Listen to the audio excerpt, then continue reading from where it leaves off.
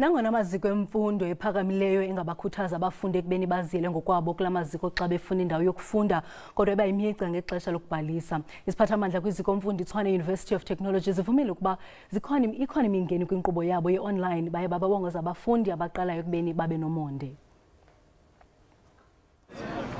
Sele liqalile ixesha lokubhalisa kwabafundi kumaziko emfundo ephakamileyo nangona abafundi bekwazi ukuba bangafaka izicelo zabo zemfundo nezokubhalisa kwinkqubo yeOnline kodwa aba bakhethe ukuvuka ngonyezi beyokubhalisa abanye basafaka izicelo kule University yaseTshwane izimvo zabo ziyabetha-bethana ngale nkqubo.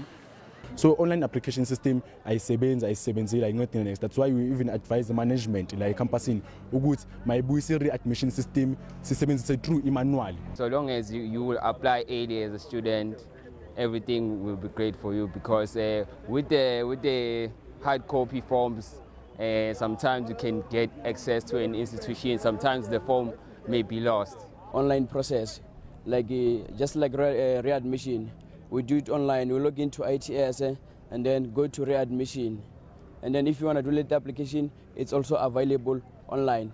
Nangona kunjalo iziphathamandla eTUT zithi inkqubo yeOnline yeyona incedayo ekufumaneni indawo. I was on it last week. I think Thursday I agree the system was really somehow overloaded. But from Friday to date, the system is working perfectly. Le university ithi ceba ukwamkela abafundi ababalelwa ku-14,500 abafundi bakwabongozwe ukuba bangene kwiwebsite yaseTUT bajonge ukuba indawo isekhona na kwizifundo abazifunayo ngaphambi kokuba bayokuzivela ngokwabo kweli ziko.